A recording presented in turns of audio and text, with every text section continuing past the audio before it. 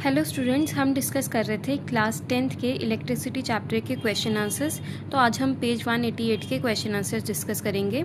So first question देख लेते हैं। जज the equivalent resistance when the following are connected in parallel. हमें कुछ रेजिस्टेंसेस गिवन हैं जो कि पैरेलल में कनेक्टेड हैं और हमें उनकी इक्विवेलेंट रेजिस्टेंस निकालनी है। तो फर्स्ट देख लेते हैं। जो फर्स्ट पार्ट है उसमें हमें दो रेजिस्टेंसेस गिवन है, ठीक है। इसको हम मान लेते हैं R1, इसको मान लेते हैं R2, ठीक है। ये दो रेजिस्टेंसेस गिवन है और ये इस तरह से पैरेलल में लगी हैं किसी सर्किट के, ठीक है, मतलब इस तरह से अप डाउन में लगी हैं। अब हमें इन दोनों रेजिस्टेंस की इक्विवेलेंट रेजिस्टेंस निकालनी है कि ये किसके बराबर होंगी। सो हमारे पास इक्विवेलेंट रेजिस्टेंस का, अगर रेजिस्टेंसेस ऐसे पैरेलल में गिवन है तो उसका फॉर्मूला क्या होता है, हमने सबका रेसिप्रोकल करके उनको ऐड कर देना है। 1/R equivalent is equal to 1/R1 plus 1/R2 so on up to Rn। यहाँ पे इसका मतलब क्या है, Rn तक की जितनी भी रेजिस्टेंसेस हैं हमें गिवन है उन सबको बस ऐड कर दो उनका रेसिप्रोकल करके।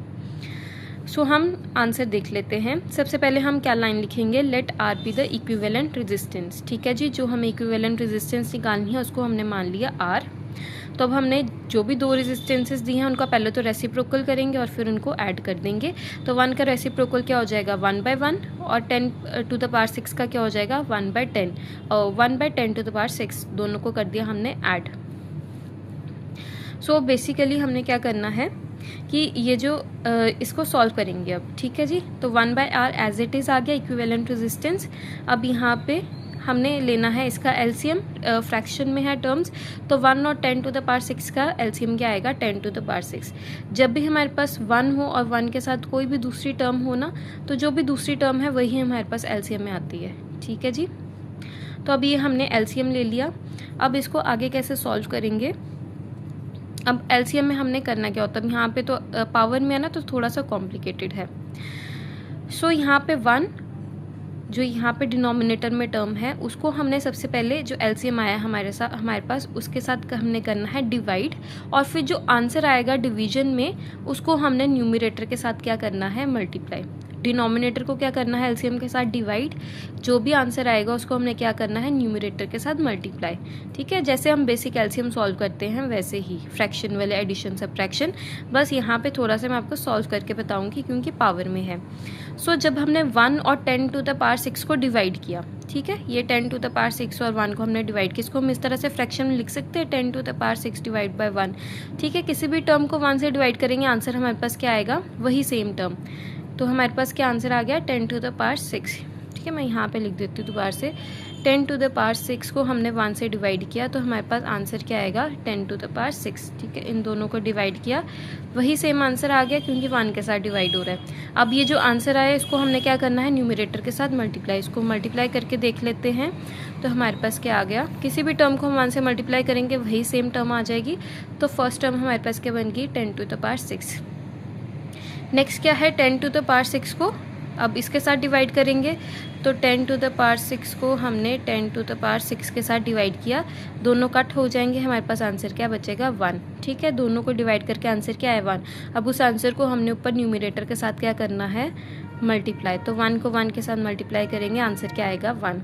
सो सेकेंड टर्म क्या आ गई 1, प्लस का साइन है तो प्लस का साइन हम लगा देंगे, ठीक है जी।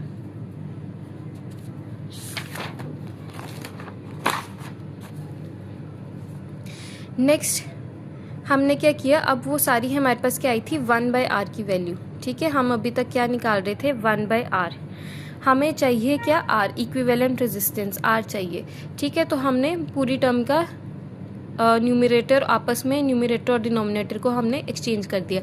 तो जो 1/R था उसको हमने क्या बना दिया R, और जो ऊपर हमारे पास न्यूमरेटर में आया था 1 + 10 टू द पावर 6 वो हम डिनोमिनेटर में ले आए, दोनों साइड पे हमने एक्सचेंज कर दिए न्यूमरेटर और डिनोमिनेटर्स, ठीक है जी।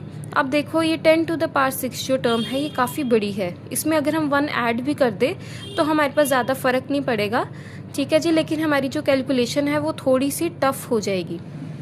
सो उसको ठीक करने के लिए हम क्या करते हैं, यहाँ पे इक्वल टू की जगह थोड़ा अप्रॉक्सीमेशन का साइन लगा देते हैं कि 10 टू द पावर 6 में अगर हमने 1 ऐड भी किया तो इतनी कुछ हमारे पास बड़ी टर्म नहीं बनेगी, तो हमने उसको अप्रॉक्सीमेटली 10 टू द पावर 6 ही ले लिया। तो ऊपर भी 10 टू द पावर 6, नीचे भी 10 टू द पावर 6, दोनों कट होके हमारे पास क्या आ जाएगी, रेजिस्टेंस 1/1 ओम। ठीक है जी। तो इक्विवेलेंट रेजिस्टेंस की हमारे पास वैल्यू क्या आ गई, 1 ओम। लास्ट में हम आंसर लाइन लिख देंगे, therefore equivalent resistance is equal to 1 ohm. Similarly हमने दूसरा पार्ट भी सॉल्व करना है, सेम फॉर्मूला लगेगा। अब दूसरे पार्ट में हमारे पास 3 रेजिस्टेंसेस गिवन थी, 1, 10 टू द पावर 3 और 10 टू द पावर 6। तो सबसे पहले हम देख लेते हैं, फर्स्ट लाइन के लिखेंगे let R be the equivalent resistance जो हमें निकालनी है। ठीक है, सेम फॉर्मूला लगेगा, सारी रेजिस्टेंसेस का हमने रेसिप्रोकल कर देना और सबको ऐड कर देना है। अब यहाँ पे भी देखो 1 है, ठीक है, एक टर्म है 10 टू द पावर 3 और एक टर्म है 10 टू द पावर 6, ये आपस में मल्टीपल्स ही हैं।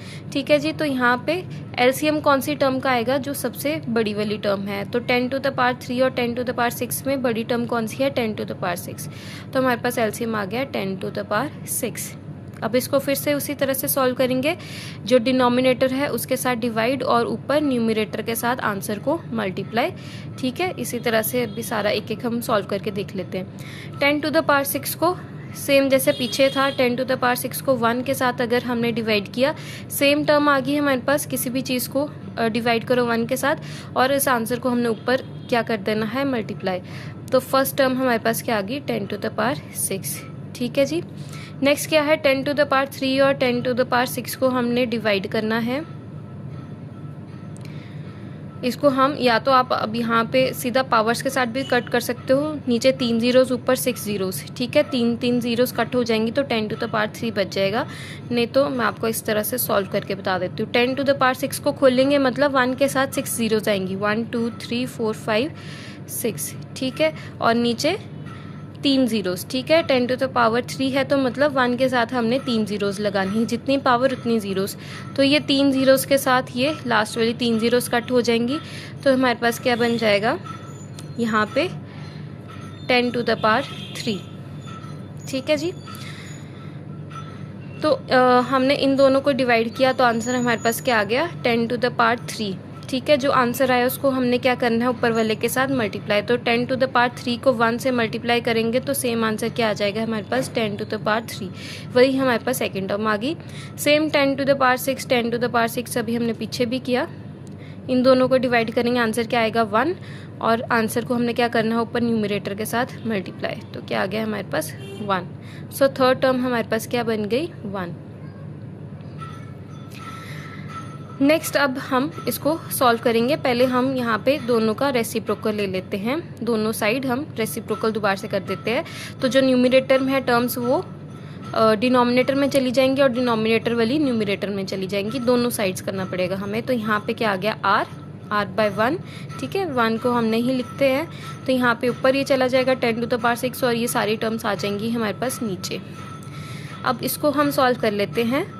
अब यहाँ पे 10 की पावर क्या है, 6, मतलब 1 के साथ हमने क्या लगानी है, 6 जीरोस। नीचे भी हम सारा ओपन कर लेते हैं। तो 10 की पावर क्या है, 6, तो यहाँ पे सभी के साथ लग गई 6 जीरोस। फिर क्या है 10 टू द पावर 3, तो यहाँ पे क्या आ गया, 3 जीरोस प्लस 1। इसको ऐड कर लेंगे इन तीनों को, तो ऐड करके हमारे पास ये टर्म बन जाएगी 1001001। अब हमें इसको डिवाइड करके हमारी लास्ट जो इक्विवेलेंट रेजिस्टेंस है वो हम निकाल लेंगे। तो इसका डिवाइड थोड़ा सा कॉम्प्लिकेटेड है, तो हमने इसको डिवाइड किया इन दोनों को। अब देखो इन टर्म्स में सिर्फ ये 1001 का फ़र्क है।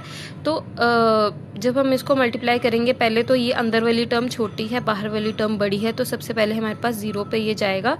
0 पे सेम टर्म आई, आप यहाँ पे डिवीजन को देख सकते हो, खुद कर सकते हो, यहाँ से आपको थोड़ी हेल्प मिल जाएगी।